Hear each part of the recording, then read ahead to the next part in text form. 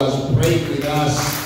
Our faith, we pray to the Lord for whatever he has gone through and for the Lord bringing him back to his constituency. We bless the Lord. Another mighty hand clap to the Lord as we praise the Lord for this wonderful time. Once again, I welcome you to this Spike service on Easter Sunday, St. Paul's Chairman Youth, and I want to welcome our chairperson of the youth, because on such a day, it's a Spike service, we have to recognize his presence, Paul Malama, and his there. And we thank you so much for mobilizing the youth to come in such a great number. And we want to welcome our parents who attend the youth service. If you are near a museum, the children of that will say thank you for coming to the youth service. But there are some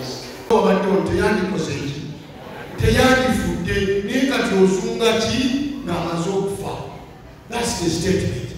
It is showing Jesus that you are now of no use, and I want to tell you, Jesus is of use even if you are dead, even if things are dead, even if your business has died.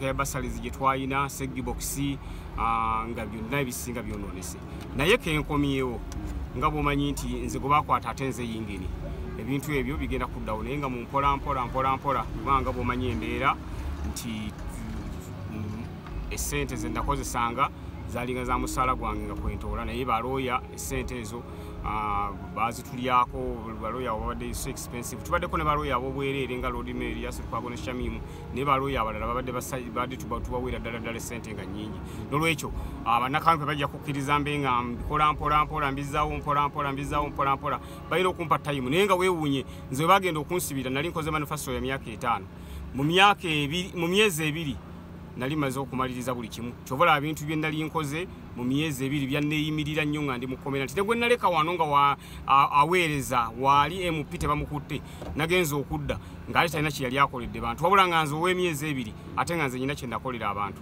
n'olwekyo ngenda bizaawo mpola kawempe ejja kuddamu eshayininge takolako ng'ogenze otaliddeko Haji Nadduli ki ekibagatta ate wa NRM angulwa nnyo Haji Nadduli oyo ayina statement gye yakola towards nga bagenda okututa zali nnaku nga ndowooza nga 2 nga banaatera okututa Haji Nadduli n'akola statement n'agamba abasajja babakwatira bwerere babate gavumenti yalwanirira bisobole okubeera nga abantu babiraba munnaye waayita ennaku 3 Haji Nadduli ekigambo kye nekiteekebwa mu nkola ne batuta ekyokubiri Haji Nadduli yafiirwa omwana ate nga naye yali political activist muganda waffe Jakana Nadduli so nagendayo ebintu bibiri nagendayo okumukubagiza okufiirwa omwana we ate n'okumwongera okumwebaza nti statement gye yakola yamala neekola bamala ne bawuliriza ebigambo bye ne batuta olwekyo kyekyantwala ate sigenda kukomako yekka tulina ogenda wakatikiro wa Buganda pulogulamu yaffe nnene nnyo tulina ogenda wakatikiro wa Buganda naye tumwebaze y'omu ku bateekako ettaffaali bwe twali mu kkomera Olanya yafa tetwateekako kimuli tetwaziika nga tuli mu kkomera tulina ogenda ne Muganda Ngalani tumuteekeko ekimuli n'abaana abamu be nali nnyamba nga mbalabirira mu Ssegirinya Muhammad Foundation waliwo abaafa ngenza okudda nga baafa ate abantu bange bankola bubi nnyo bano abaalinga babikwasaganya tebaŋŋamba n'olwekyo nagenza okudda nga babambikira ndoza batya baga nti omusajja ate musibe teeka kati tumugambe ne bino nabo nyina okugenda nteekeko ekimuli so pulogulaamu nnene nnyo byonna ebigenze nga bibaawo nga tetuliiwo tugenda kubeera nga mu ngeri emu oba endala tubikwasaganya maiden speech tetwagira wasooka okugenda parliament maiden speech temugitya tukyetegeka kubanga olunaku lutwali tulina okubeera nga tukola maiden speech ate waliwo ebintu ebirala ebyayingirawo so procedure za parliament za njawulo tove eno n'ojja n'okola bukozi maiden speech wabaawo process oteekebwa ku order paper then speaker n'ategeezebwako then nosobola okubeera ng'okola maiden speech era omwe nali ngenda okwogera ku nsonga z'abasibe mwe nali ngenda okwogera matter of national importance ensonga ezikwata ku ggwanga lyaffe Uganda ebimu ku bisobye nga tetuliiwo waliwo amabaga agayisiddwa nga tetuliiwo ebyo byonna byonna nali ngenda bikombayingira wamu mu maiden speech naye budde bwonna tujja kugikola Alani ayina eyiye nange nyina eyange wabula tukyagoberera process ya parliament tulabe nga batuteeka ku order paper era ku order paper bajja kubeera nga batusaako ensonga twongere okuzitematema ensonga tuzoogere ensonga tuzikwanaganye kubanga tuyina bingi nnyo naye byonna twagala kubeera nga tubyogera wali ku fulo ya parliament tulabe nga buli omu asobola okubeera nga amanya ensonga ate omuntu amanyi n'obulumi bwe tubadde tuyitamu nga tuli mu kkomera kubanga waliwo n'abadde baduula sajja nga bagejjeddeyo abasajja bano omuntu ono ayogera statement yena asaana kutwala yeri tuba nga tumutwalira emmere tumutwalira enva tumutwalira buli kimu naye ne tulaba bwagejjerayo n'olwekyo bwe twavaayo bantu bawoza bwe twalabikanga mu kooti bantu nga bagezze biki nendoza mulengera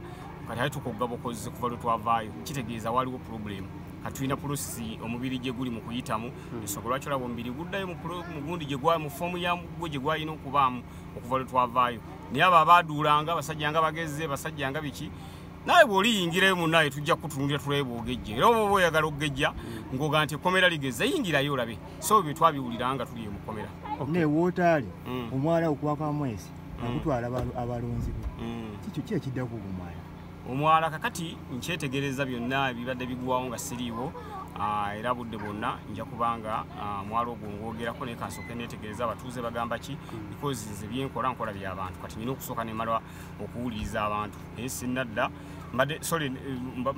kati sinaba bakwasaganya bagendamu naye ngenda tugenda kukolayo Thanksgiving eyo egenda kunnyamba nnyo n'okufuna ebirowoozo by'abantu na biki ebibadde bibanyiga bwe sibadde biki bye bayiseemu manyi nja kubikwasaganya nga Katonda ye mubeezi.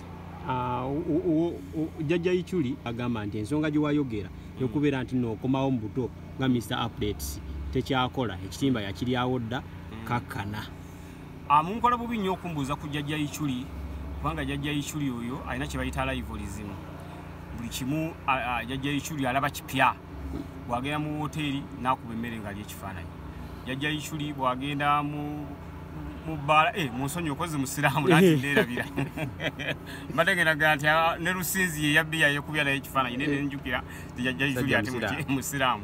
Jjajja Ichuli kasanze namulaba nga yeekubye ekifaananyi ng'ali akasooli. Nimanya nti kakati Jjajja Ichuli sikyasala na kumwanukula bannange. Kati awo mugenda kunsonyiwa. Wabula Jjajja Ichuli ngenda baako omuntu omu gwe mukwasa nga yamwanukula. Kubanga Jjajja Ichuli ye omulamu musajja watuta anoonya kiddako ate nze ndi mubaka wa Parliament. Olwekyo nasanze yewaana ye pulezidenti w'ababuloga simanya ye yakola kijjukira nze ndi MP ate ndi musajja wa internet. Siri buloga wabula ndi musajja wa internet. Kakati nasanze nga banga nti bamuwa pulezidenti bwa buloga aba internet yabakulira. Era ne nyiiga nnyo nga nti muyinza kuddira abantu bonna mwe mwelonda mwe mugaa nti Jjajja Ichuli yagenda okubeera bunti. Kati era nze kati njagala kukola ku nteekateeka tulabe tuddemu tutunule mu ssemateeka. Yalondebwa atya Jjajja Ichuli? Jjajja Ichuli yayinza okuba kaluyabba na kabbi. Nga teyayita mu mateeka Jjajja Ichuli ng'alondebwa. So kati ebyo njagala okuddamu okubiyitamu manye yajja atya okubeera yewaŋŋamya bwewaŋŋamya yakeera nkye n'agamba nti kati nze nkulya babuloga. Yayita mwana opposite. Kati gwolaba nga kisoboka. Naye ekisanja kye kyaggwako. Kati uli abagenda ekisanja kyaggwako. Kitegeeza tulina okuteekateeka okulonda okulala. Naye ate Jjajja Ichuli bwe naakizuula ng'ekifo ekyo yewaŋŋamyako kyewaŋŋamye nga tewali yamulonda. Jjajja Ichuli agenda mu mateeka era ngenda ku balo yagenda bagamba bw'abeera Jjajja Ichuli okweteeka ku kifo nga tewali bamulonze. Ekifo kyonna omuntu alina kulondebwa bulondebwa. Nga olaba akafo kano ak'obwemupya abalonzi bwe bakampa. Ne Jjajja Ichuli bw'alina okuba.